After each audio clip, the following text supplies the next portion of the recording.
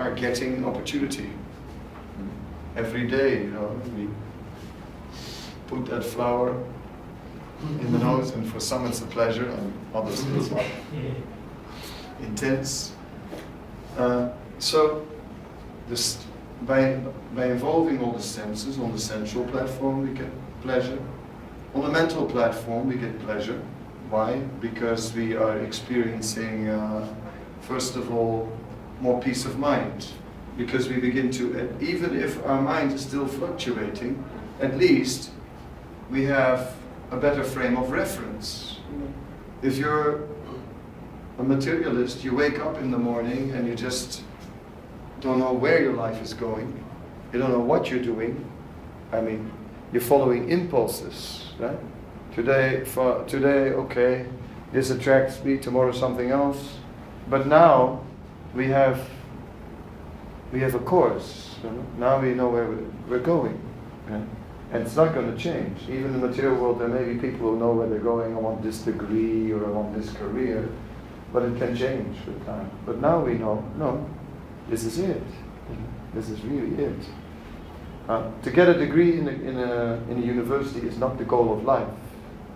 It's a means to get somewhere. And whether you're really going to get somewhere with it, that's to be seen. You know, you hope so. You don't know. Right? But acoustic consciousness, you know, there's a progression.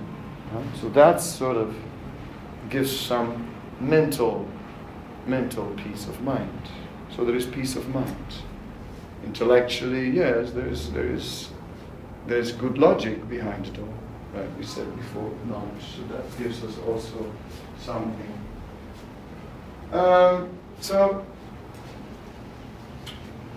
kirtan is positive. I thought that, you know, there's a lot more, right? There are wonderful festivals. I didn't see anything appearing here about great festivals, but everybody knows that these festivals are very powerful. Like a Ratha Yatra can keep you going for a while, and so on. So there are many kinds of pleasure that we get. Yes, association of exalted personalities. Okay, we did some work on natural already. The foundation, again, I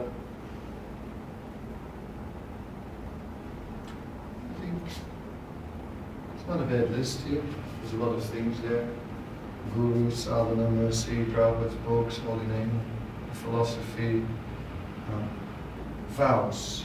So what about vows? Why vows? What's so good about a vow? A vow is there when we start acting on a platform where we're not. That's when you need to take a vow. If you take a vow to follow 4 regulated principles, if you would be automatically following 4 regulated principles, you wouldn't need a vow. The vow is there to take us a level above where we are. So we're setting a goal which is above where we are, and the vow is then sort of pulling us up to that level. So this is how we use vows. We take a vow that is above where we are, some behavior that's a little above where we are, and then we take it. And then, okay, by following the vow, we come to that higher level. And then we take again another vow, which is still a little higher than we are, and then we come to that other level. So these vows, they are about behavior which is above our natural behavior where we are at present, and lifts us up in this way. Raj? Yeah. Do you think there's a difference in a vow where you take a vow and you discuss it with the people around you, and take your vow, just keep it to yourself, or keep it between yourself and Krishna, or yourself and your spiritual master? Is there a difference in the output? Well, there's the vows of initiation. They are serious vows which we publicly take because all the Vaishnavas are witnesses to it. And then there are private vows to make some special endeavor. If such vows, if we start to share them with everyone, I'm I'm fasting for Kartik, I eat only half a meal a day. 31 days, half a meal, half a plate. First I have developed a whole system for it. I pile it up on a plate, full plate, and then you take half off. And that's what I eat once a day. What would you, by the end of the month, we've only fed our false ego. We've been feeding our false ego and it's grown big and fat. just see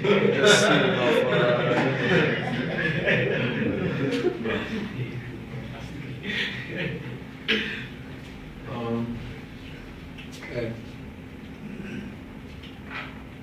Yeah, the result is our activities are changing. So that's the external side. The internal side is changing.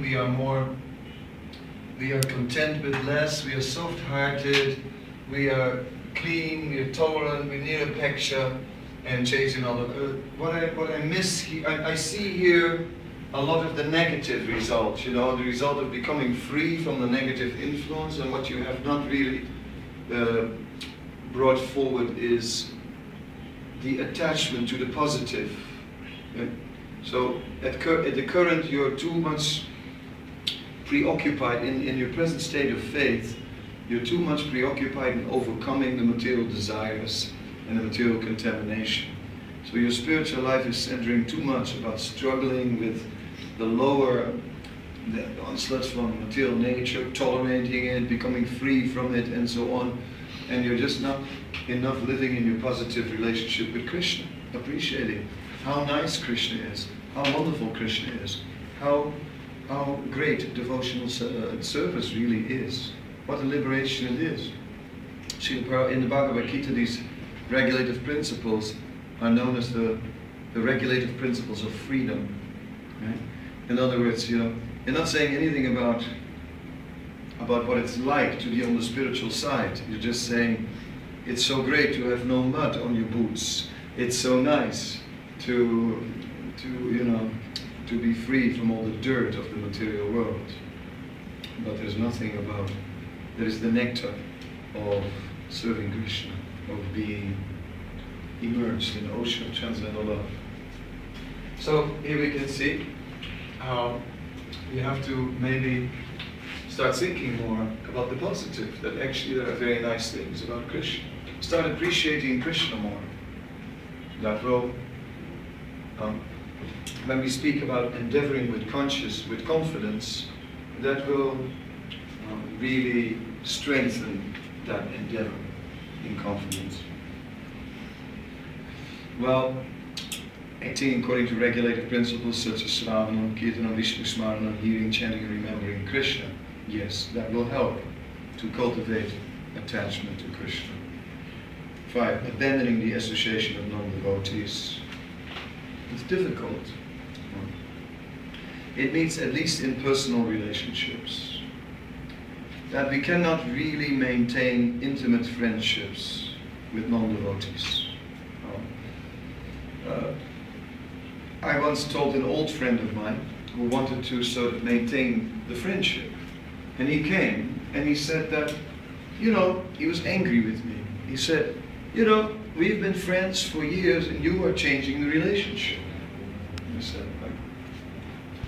I said, but I have changed. I have become touched by this Krishna consciousness. And it's like, I've caught fire, and now I'm fire. And if you want to be close to me, you'll also have to catch on fire. You'll have to burn. If you're not burning, how can I associate with you? Now that I'm fire, I will only be there with what burns.